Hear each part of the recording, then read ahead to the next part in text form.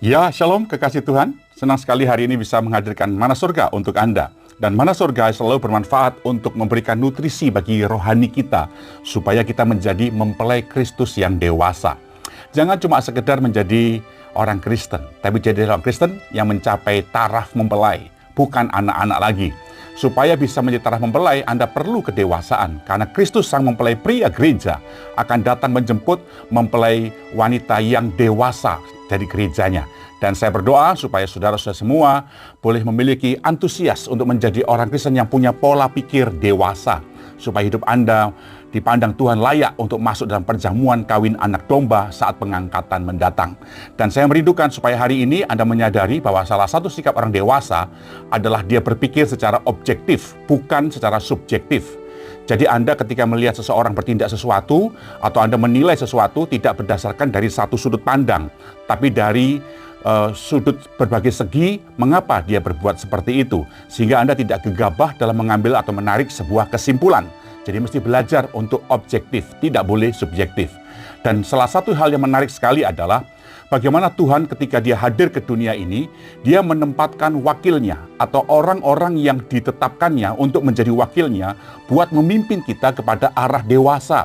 Supaya ketika Anda melihat kehadiran sang pemimpin atau orang yang diurapi Tuhan yang ditetapkan untuk memimpin Anda, kita beroleh berkat daripadanya. Setidak-tidaknya ada berkat rohani yang Tuhan turunkan kepada wakilnya atau orang yang ditetapkannya itu ketika kita mentaati atau tunduk kepadanya, karena dia membawa pesan Tuhan dan membawa kehidupan Tuhan. Nah, saya berdoa supaya hari ini Anda bisa belajar menghormati kedaulatan Tuhan melalui wakil-wakil Allah atau melalui orang-orang atau melalui pemimpin-pemimpin rohani yang ditetapkan Tuhan. Mengapa harus menghormati mereka? Sebab sederhana, melalui mereka Tuhan telah memberikan pengurapan. Pengurapan itu bicara otoritas, kemampuan dari Allah yang diberikan oleh mereka untuk memimpin kita, umatnya. Dan jangan sekali-sekali sebagai umat Tuhan atau sebagai jemaat, kita berpikiran subjektif lalu menilai jelek pemimpin itu. Ingatlah Bapak Ibu, pemimpin itu juga manusia. Mereka juga punya banyak kelemahan. Tugas kita adalah bagaimana membawa diri kita untuk menerima garis berkat Tuhan melalui pemimpin yang sudah ditetapkan Allah buat memimpin kita.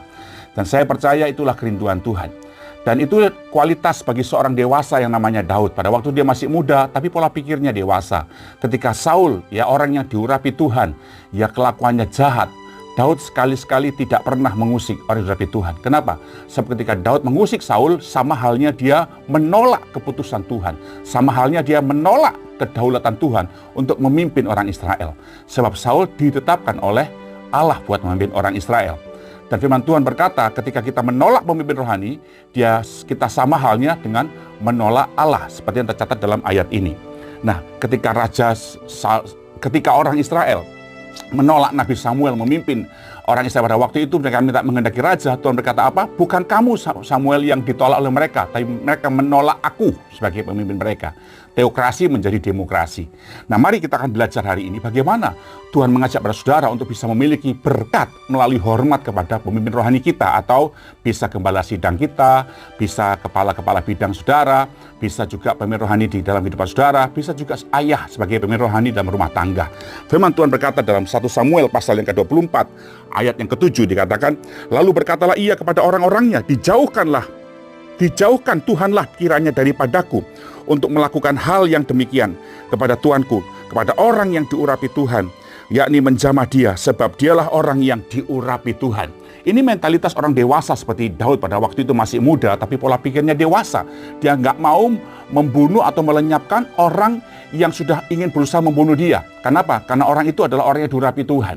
Nah, saya percaya bahwa promosi datang dari Tuhan seringkali bisa saja datang melalui orang yang baik sama kita, tapi promosi datang dari Tuhan bisa juga datang dipakai Tuhan melihat sikap hati kita saat kita melihat ada orang-orang yang menjahati kita. Nah, saya berdoa supaya saudara bisa punya pikiran yang dewasa, berpikir secara objektif bahwa Tuhan turut bekerja dalam segala perkara untuk mendatangkan kebaikan bagi kita.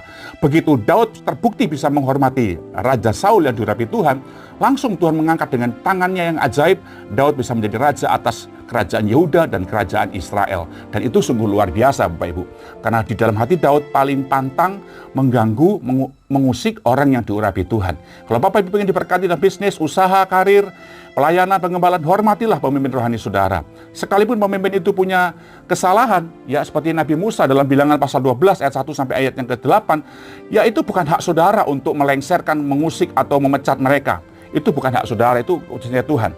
Tapi Tuhan minta kepada kita supaya Anda bisa belajar, mengerti bahwa hidup kita itu disuruh menghormati Tuhan. Dan itu adalah urusan Tuhan. Jika tidak ada yang suka, bagaimana Pak dengan pemimpin? Datanglah baik-baik secara empat mata, sampaikan keluh kesah Anda, sampaikan pandangan Anda, dan biarkan Anda mendapatkan jawaban menurut pandangannya dia, mengapa dia berbuat seperti itu. Itu baru pandangan secara objektif. Jadi Anda nggak berhak atau tidak boleh, kalau mau terima berkat Tuhan ya, jangan sampai saudara mengusik atau menceritakan kejelekan pemimpin rohani saudara kepada yang lain. Apalagi membuat persekongkolan. Itu sangat mengerikan saudara. Itu dosa Korah, Datan, dan Abiram yang ditelan oleh bumi. Dan itu sangat mengerikan sehingga berkat Tuhan bahkan nyawa mereka pun terkendala. Saya tidak ingin setiap Anda yang mendengar Mana Surga ini ya tidak menghormati hamba Tuhan. Hamba Tuhan bukan Allah, dia manusia biasa yang juga punya kekurangan, punya kelemahan. Tugas jemaatlah untuk mengcover ya, seperti Sem dan Yafet yang melihat aib ayahnya Nabi Nuh ketika telanjang karena mabuk, dia nggak jelekkan atau nggak ceritakan aib ayahnya, dia cover baik-baik sehingga apa? Terpujilah, diberkatilah Tuhan Allah Sem dan Yafet. Wah, diberkati. Beda sama Ham. Saya berdoa supaya Anda menjadi Kristen Sem dan Yafet, bukan Kristennya Ham. Sehingga Anda akan menjadi hamba bagi banyak orang. Sebabnya mari berdoa. Dan Tuhan berkata di dalam 1 Tawari pasal yang ke-16 ayat 22, janganlah mengusik orang-orang yang kuurapi dan janganlah berbuat jahat terhadap nabi-nabiku. Itu diulangi lagi di Mazmur 104 ayat yang ke-15. Kalimatnya sama. Jadi Tuhan melarang kita jangan mengusik orang yang diurapi Tuhan dan jangan berbuat jahat. Ya sama, berbuat jahat itu bukan cuma mantai ingin membunuh ya, tapi berbuat jahat itu bisa juga ngomongin pendeta saudara, ngomongin jelekan saudara, pemimpin rohani saudara, ngerasani, menjelek-jelekkan atau mengkritisi dengan yang tidak ada alasan. Itu semua adalah kejahatan. Mari kita belajar hari ini segala bentuk kejahatan yang diurapi Tuhan kita buang dan kita justru menopang, mendukung, mensupport supaya berkat di Matius 10 ayat 41 yaitu menjadi berkat kita. Jadi dikatakan dalam Matius 10 ayat 41 dikatakan, barang siapa menyambut seorang nabi sebagai nabi, ia akan menerima upah nabi. Doa saya minta saudara terus topang pemimpin rohani saudara supaya berkat Tuhan mengalir atas bisnis, rumah tangga, pelayanan, dan masa depan saudara. Shalom, terus berkati. Haleluya.